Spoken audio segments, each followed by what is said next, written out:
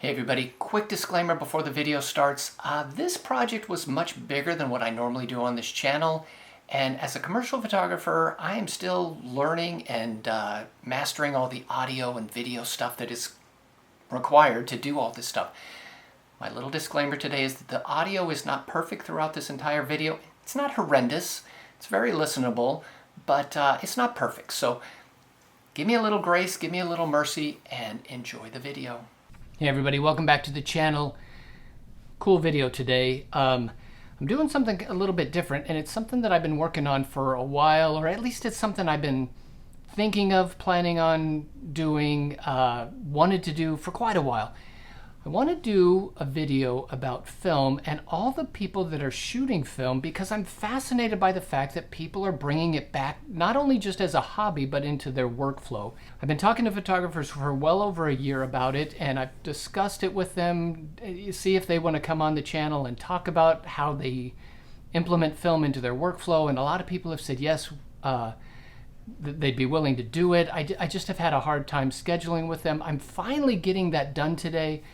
I'm going to go photograph a young lady who, like I said, implements film into her workflow. She doesn't do it just for fun. She does it for clients.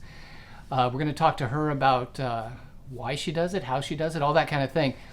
But not only am I going to do that, I'm going to take her portrait. Now, I'm going to do it on film. And the goal, at least at this point in my planning of this video, I've got 3 people lined up that I'm going to talk to, and I'm going to photograph each of them. I've got a roll of 24 exposures. That means 8 shots per person.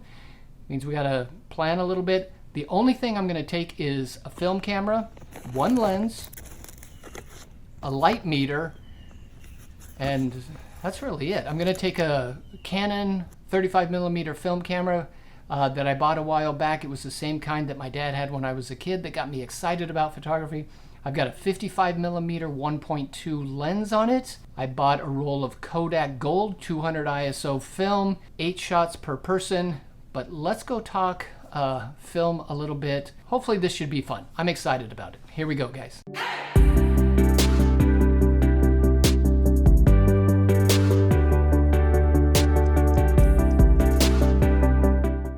This is Alli Kennedy, and she does mostly wedding and portrait kind of stuff. Okay, so tell us who you are and what you do. Yeah, I'm Alli Kennedy, and I'm a wedding photographer in the state of South Carolina, and I mainly focus on intimate weddings, elopements, kind of smaller, more intentional forms of weddings. Okay, and you have a very specific style to your shooting, right? Now, did you come up with that on your own? I did. My presets I kind of just developed over the years. I started with light and airy, and that was a really big trend, and I realized I kept editing darker, and so I just kind of went with it. And okay. I love the feeling of autumn, and so I love for my photos to feel like you're just enveloped in autumn. Right.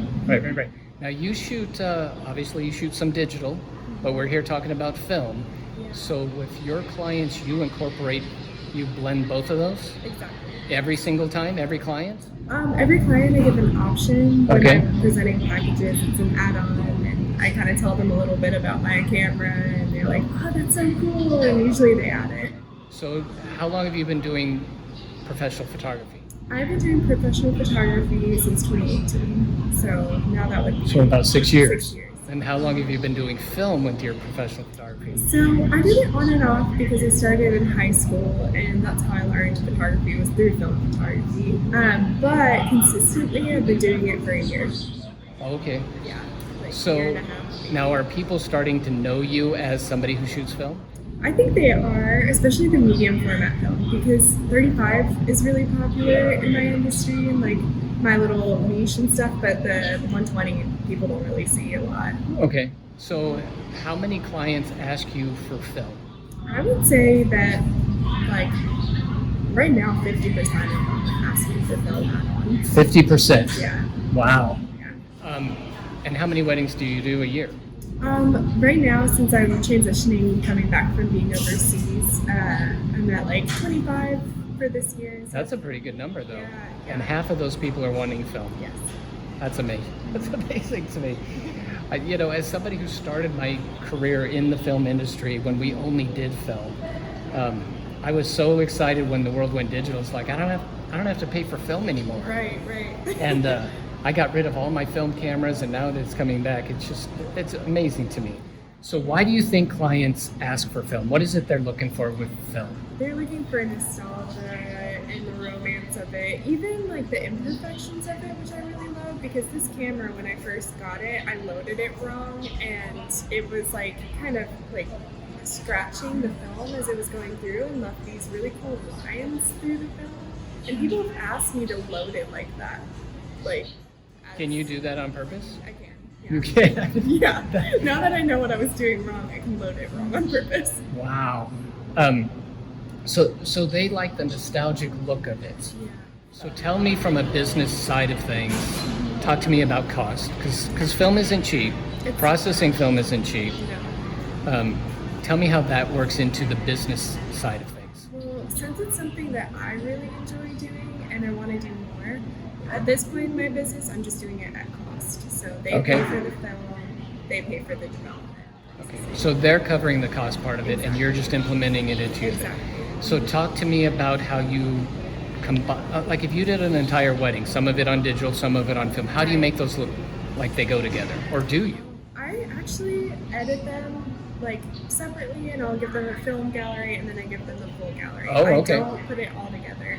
Okay. They really like the one portion of their gallery is the film, so they can see, especially since it's medium format and it's the squares. Right. So they can see oh yeah, it's different, and I like the flow to be the same through the digital gallery. Okay. Yeah. Now, do you do an album at the end? Like a printed album? No, I actually don't focus as much on prints right now, but I'm going into that a little bit. I got you. Okay. Yeah, I work with what am I trying to say? The gallery host site that I have has a print shop built into it, and so I receive some of the credit. Here's one of my big questions to film shooters, because what I hear from a lot of people is that the look is what they love about film. It's got a certain look to it. Okay, so if you shoot something digital, I'm guessing you take it into Lightroom and do your editing and whatever. Yeah. How much editing do you do with your digital files that come from film? I barely do anything, okay, honestly. I don't so they're pretty much straight out of camera. Yeah, okay. I try not to force it into the mold of what I do for digital, because I do edit a lot in digital. It's not true to tone, so it's a certain feeling. I'd rather preserve the feeling of film rather than try to force it into the mold of what I'm doing with digital. Okay, so when I look at your work, I would consider it warm. You know, it's got an inviting look to it. It's got this warm, romantic feel to it. Do you shoot film that gives you that look? Yes. Yeah. Okay, I'm so experimenting with different types. Okay, so tell me what your film of choice is to pull off the look you're trying to do. I just Kodak portrait. Is that one of the better ones? Yeah. Okay. Definitely. I've tried with Fujifilm, and it's given me more vibrancy than I would enjoy and stuff, but yeah. Now, do you rate the film differently or anything to get that warm look that you do, or does it? I just kind of throw it in, honestly. But you've had success with this camera and that film combination. Okay, so tell us about the camera that you're shooting with, because I'm guessing the average person maybe even doesn't know that camera, certainly hasn't shot with it. Oh yeah, no. I mean, I knew nothing about shooting medium format until I saw this camera at a market in France. I lived in Montpellier, France for 2 years, and every single Sunday they had this giant market, and this guy had cameras spanning 2 table lengths. And so I would go to him and was like, I really want to start shooting film again. What would you recommend? And he's like, this is a really cool one. It's a Voigtlander Brillant, and it says on the back that it's made in Paris, and it's medium format. You look through the top and shoot. It's fully manual. Flip it open. I mean, because I'm guessing some people don't know it. Yeah. So you look down from the waist level finder. Does it have a magnifier that you can focus? Yeah. So I mean, it has a focus right here, but not up in here. No. Okay. Because a lot of them will have this little magnifier that flips open. Okay. Yeah. And it'll enlarge it so you can. Nope. It is So how does it focus? You just manually focus it down here. Oh wow. Yeah. How hard is that to do? It's kind of hard to tell because the viewfinder is a little scratched up because it's so old. But I think since those cameras were dark anyway, I think. Oh yeah. And since my clients really don't care as much about perfection when it comes to this, if it's out of focus, it's a little out of focus. And yeah, I just manually focus all of it. But that's part of the whole Yeah, look and mystique of film and stuff. Okay, exactly. Yeah. so that's awesome. Okay, so tell me, I'll list all this stuff, but tell me where people can find you. I know you're on Instagram. If you have whatever else, where can they find you and see your work? Yeah, I'm on Instagram at Alli Photography, and then I have a website, allikphotography.com, and yeah, you can fill out an inquiry form on my website. And you travel all over the world to shoot weddings, right? When I first met you, you were heading to Paris, I think, to shoot a wedding. Yeah, So we're shooting in Toulouse, France. so you're not restricted to the upstate of South Carolina. No, I go everywhere. I've actually visited 18 countries and shot in all of them. And so, Wow. yeah, I love. So what's your craziest wedding you got booked this year? Oh, this year, craziest wedding. Let's see. I just had one that was like on a lake, like a swamp almost, like canoes, and it was Neat. really, really cool. I don't have a ton of destinations booked this year, but like just really small backyard weddings are kind of Fantastic. the vibe for this year. That's wonderful. Well, thank you so much for your time and sharing what you do. Yeah. All right.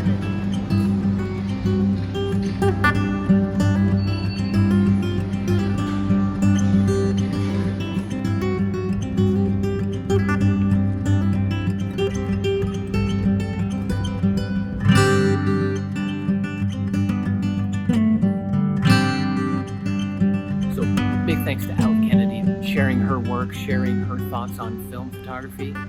Today I'm going on to photographer number 2, if you will. Edwin Martinez is a gentleman that I have met recently who implements film into his workflow. Gonna have a great conversation today. Super excited to talk to him and to hear his thoughts on things when it comes to film and how he puts it to work.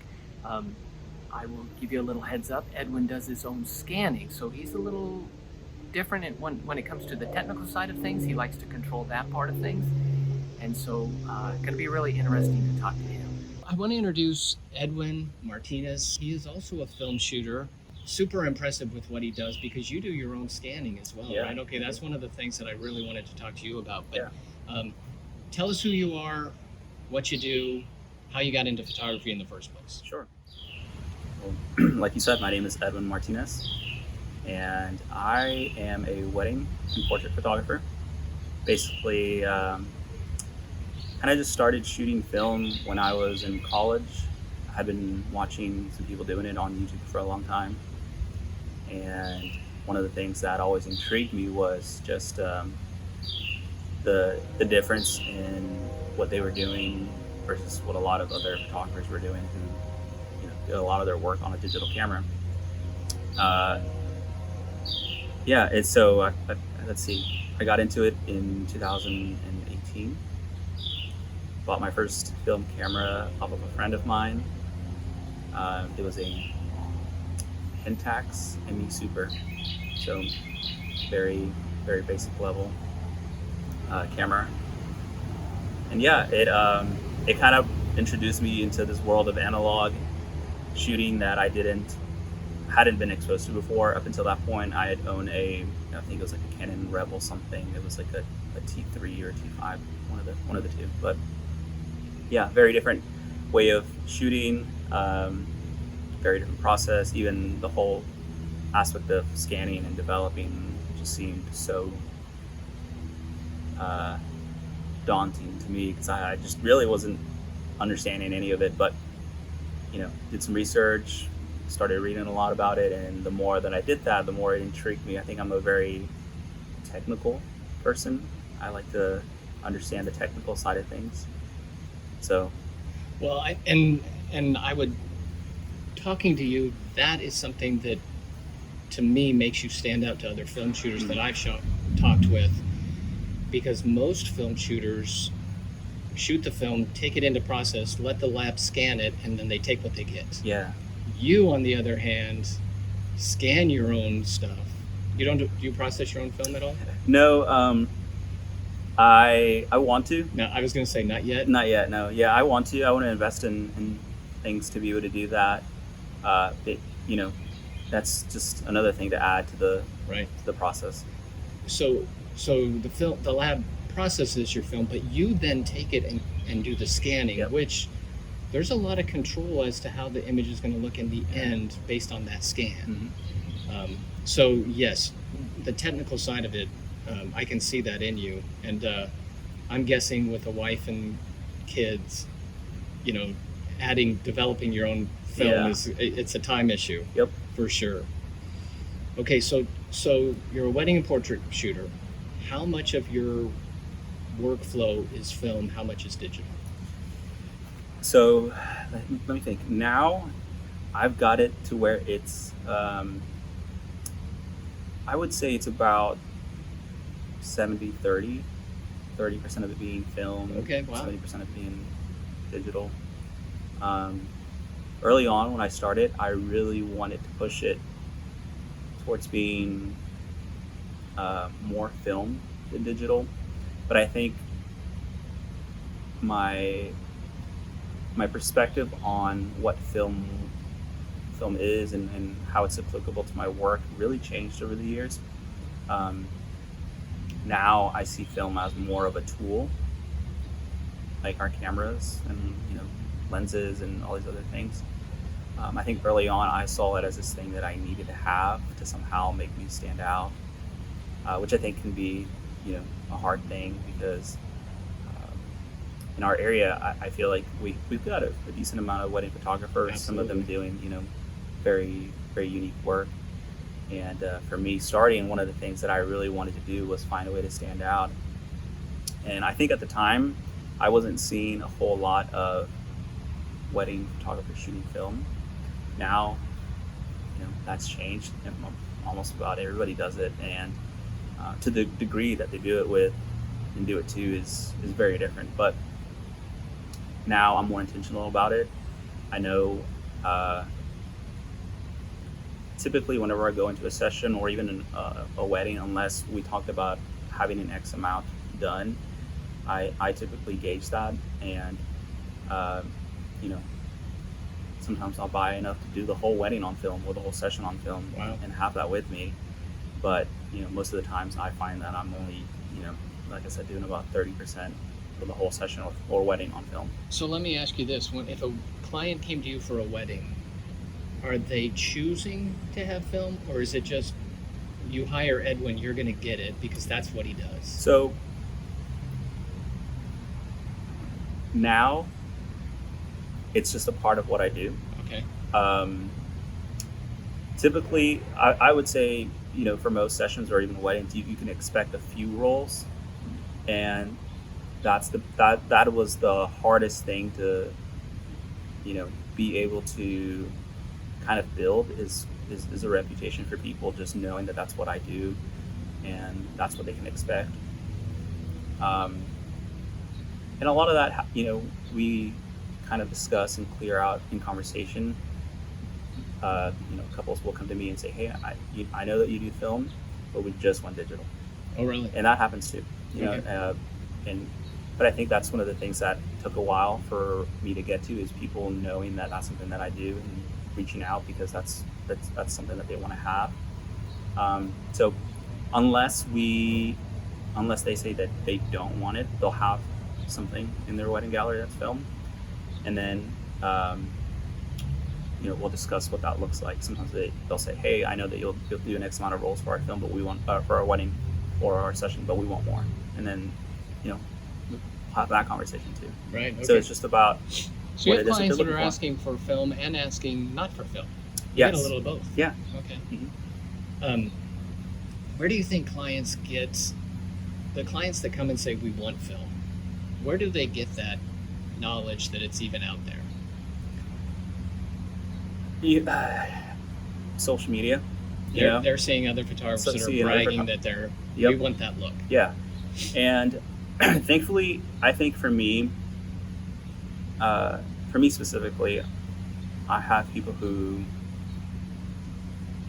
most of the times, I would say about 80% of the time, the people who inquire for their wedding, there are people who have been following me for a long time, or they're friends of a friend who I did a wedding for, or something like that. Gotcha.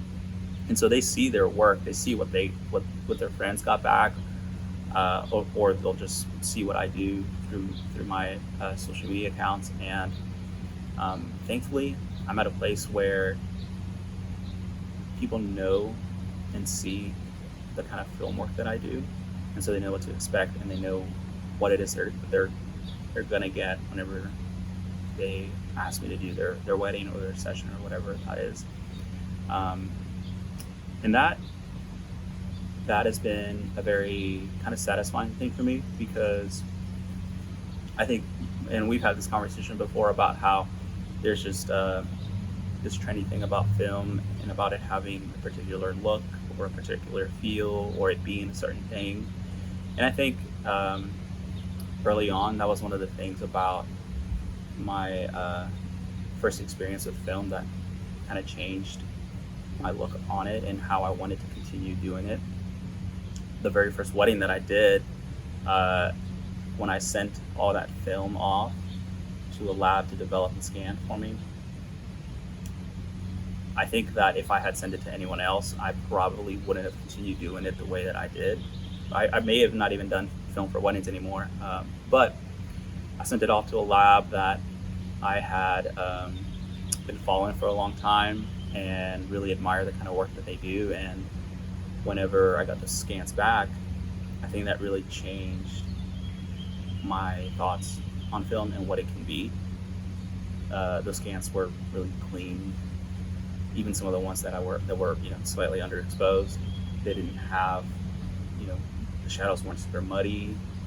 They didn't have any like weird cast to the shadows. Some of the things that you might see online, really punchy greens in the shadows, or maybe sometimes those orange or magenta colors. None of that was showing up. Of course, they weren't super contrasted, and they didn't have these vibrant definitions of black and white. But that was kind of the lab's decision on giving me something that was just neutral and clean. Right. But I think now people just know what they're going to get from me whenever they reach out, and I think for me that's a really satisfying thing to know.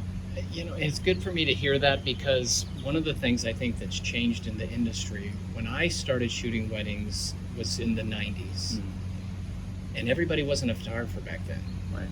So you built your business on word of mouth. Yeah. Today it seems different because everybody's a photographer. So everybody went to college with a sister whose cousin was a photographer.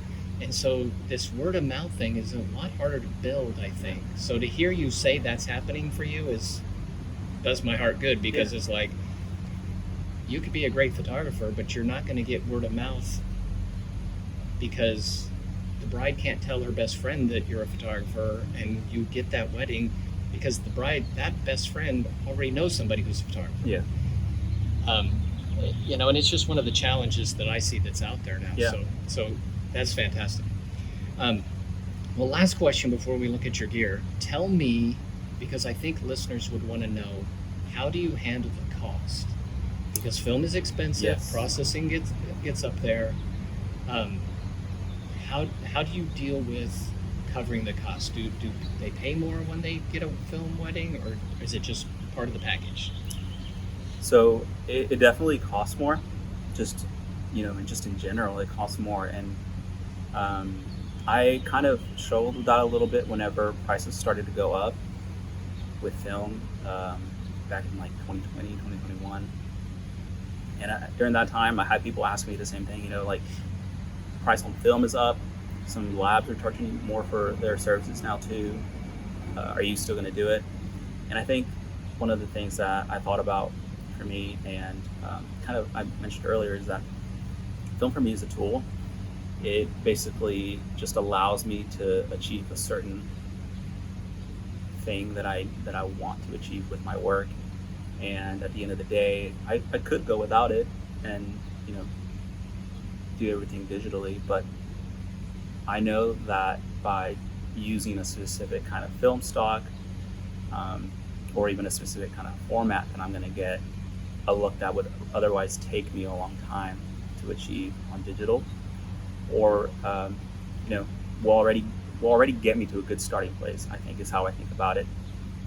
And so now basically I just, you know, whenever clients reach out about it, we have that kind of serious conversation about how film is a little more expensive. And 9 times out of 10, clients are receptive of that, and they'll go along with it because that's something that they want to do. And yeah, it you know, Do you think the people that come in and say no, just shoot digital, are because of price? you know,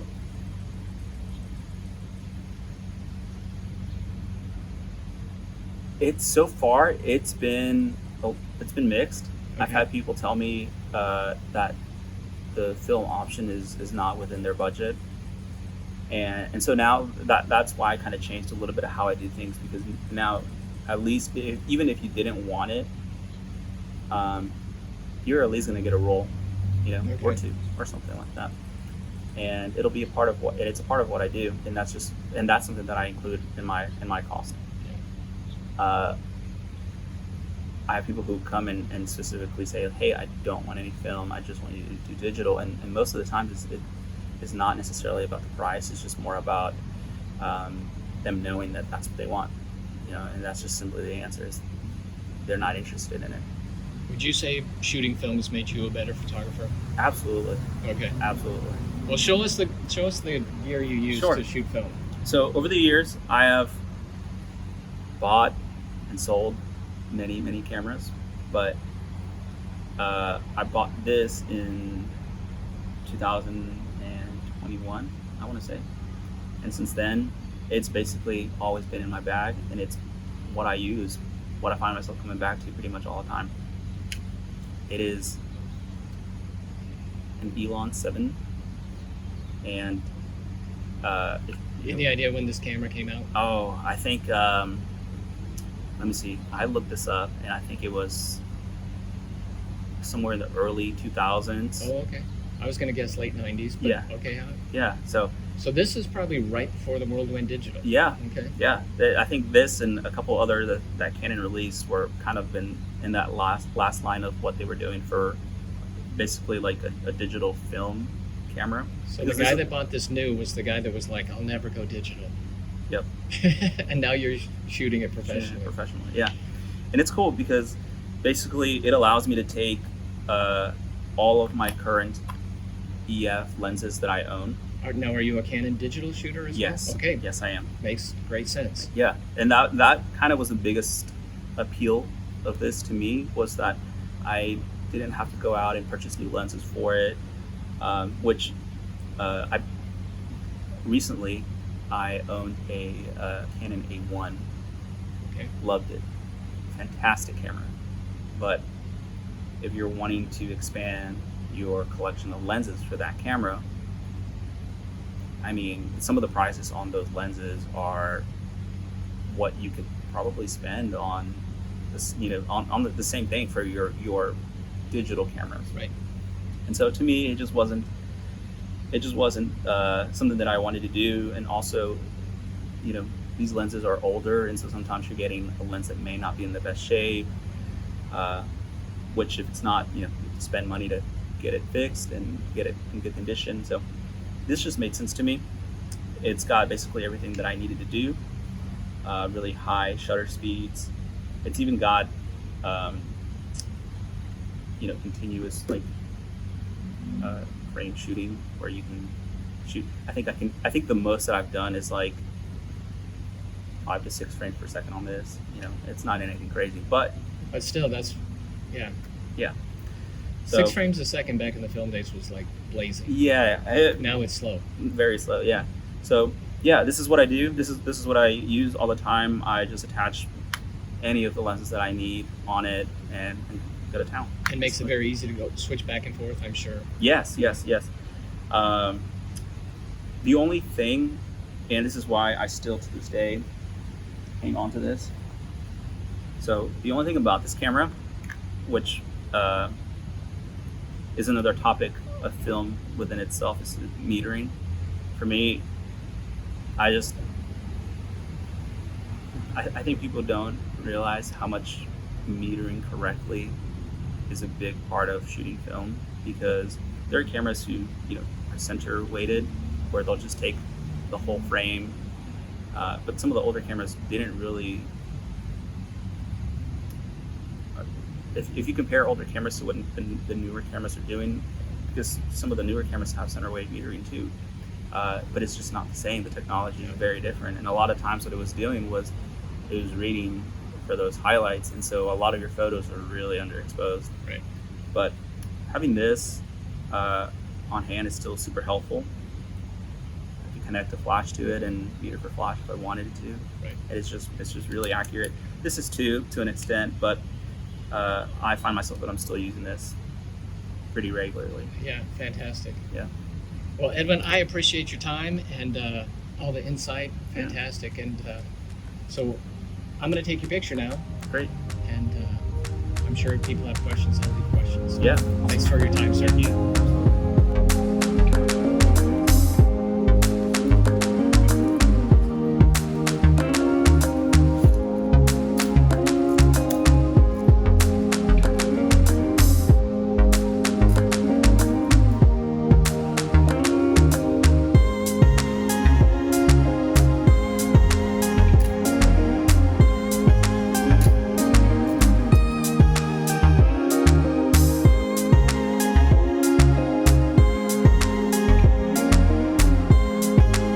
Alright guys, now I'm outside of Spartan Photo Center, which is a local camera shop here in Spartanburg. Couple reasons. Number one, I am going to talk to a guy in here named James Morton, who is a phenomenal photographer in his own right. But I want to talk to James because James is kind of the expert when it comes to knowing all the different film simulations that are on the market. Today there is all these different emulsions, purple and turquoise and vintage color, and I'm going to have James explain all that.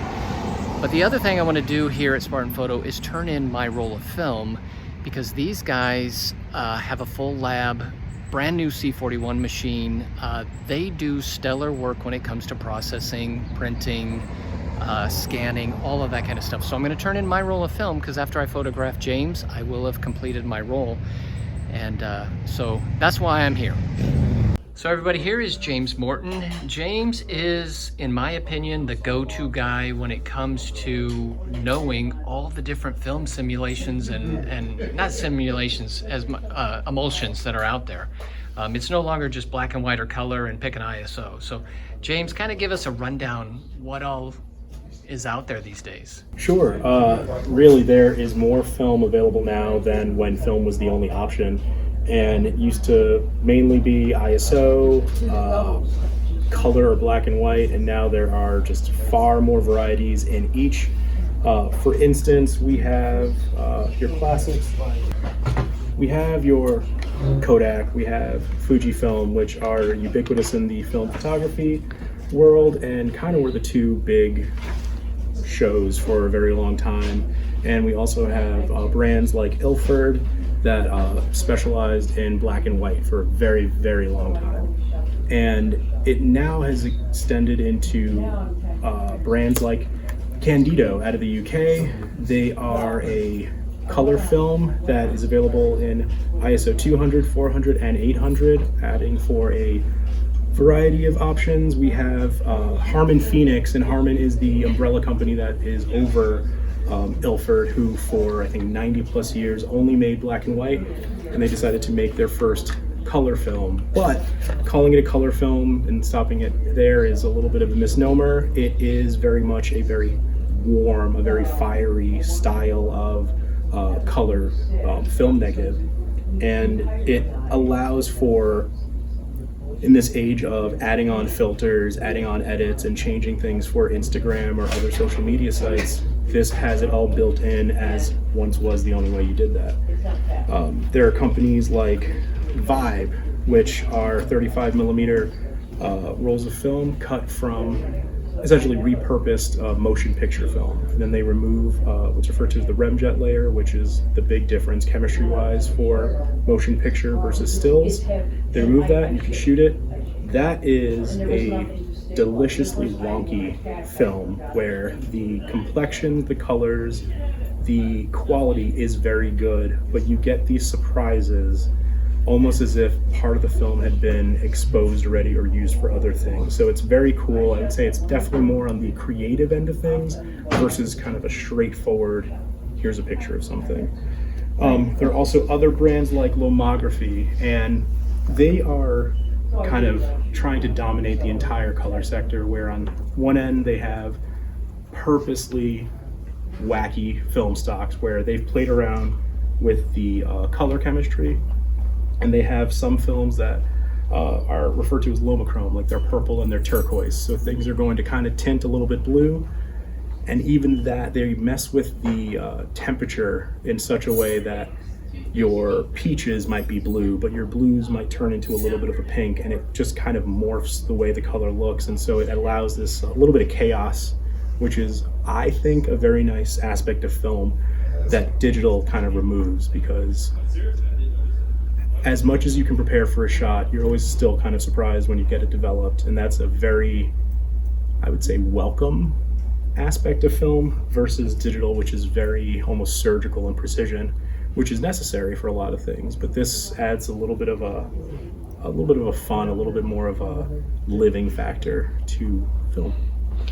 James, give us an idea of price. Where do all these things land price-wise? Because film can get expensive. Absolutely. I would say our cheapest roll of film in the entire store is $5.99, and it is a Kentmere Pan 100 black and white film, and it is a tremendous film. Like, don't let the price tag fool you. It is great. It has very good contrast, has very deep blacks, and it is, if someone is getting kind of their feet wet into black and white photography, is a very good place to start. Now, that can also go all the way up to films like Ilford Delta 3200, which is a 3200, a very, very fast film, very, very grainy, made for essentially low light situations. Music shows are very popular. Back in the day, kind of like sports for the newspaper, this kind of film. And this ranges around like $15. So in the color realm and the black and white realm, you're looking at anywhere between $6 or $7 to as much as probably $20 for a roll, and that's between 35 millimeter and 120 or medium format films. Okay, and you yourself, working professional photographer, you implement film in your workflow. What's your favorite film stock to shoot? And I know you have a relationship with Candido. Sure, yeah, I'm a Candido ambassador, and there are a lot of features of the film that I've grown to become very fond of in the way that they react. And then there are just some that are just tried and true, solid films. I would say that my favorite films to use in a professional portrait or commercial setting right now, Candido 200 is very good, very fine grain. Portra 160 from Kodak is another one that I like, that's very solid. And the Lomography 100, I've been very pleasantly surprised with. Lomography, like I mentioned, they're very well known for their color shifts and a little bit of playing around with the chemistry, but their straight 100 speed color film is remarkable. I'm really impressed with it.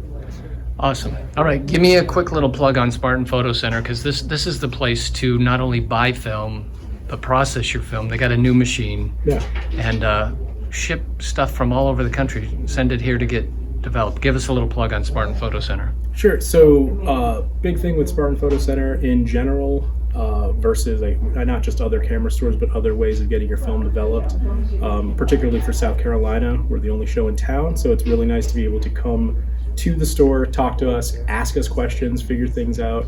If you are brand new to it and you think any questions are dumb, trust us, we've heard them all. There are no dumb questions when you're learning, and we are glad to help kind of, bridge that gap between a totally just mysterious medium to something that you can master and have a lot of fun with.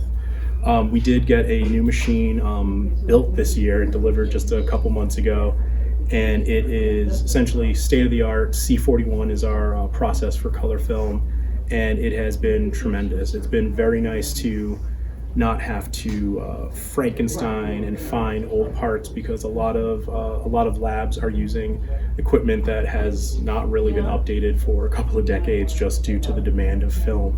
And so we are proudly one of the few shows in the region that has a machine that is new, designed for this, and is very reliable, very versatile, and is able to run not just a lot of film, but a lot of varieties of film. And we have a very experienced lab.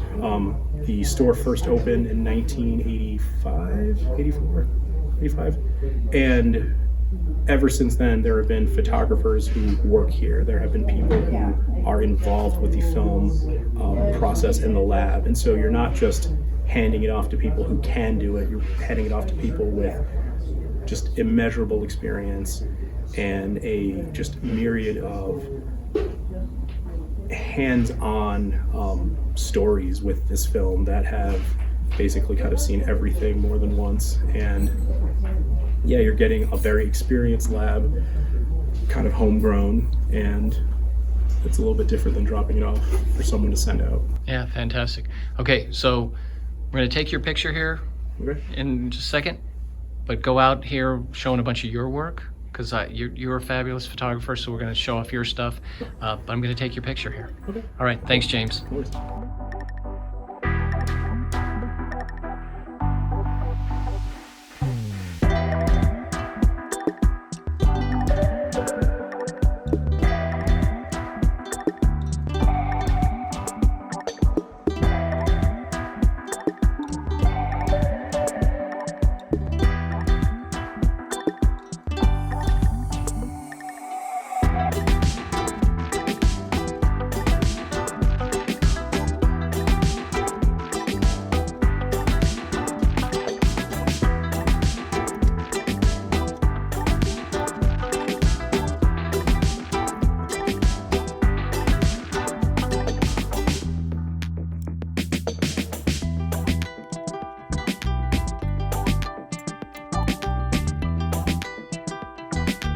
So there you have it, guys. 3 professional photographers who are implementing film into their workflow, which to me just boggles my mind. I came from the days when film was the only option, and so now that people are bringing film back into it, it just amazes me. I don't even know what to think, to be honest with you. I'm impressed by what people are doing in terms of creativity and just the art side of what photography is all about. So leave me a comment.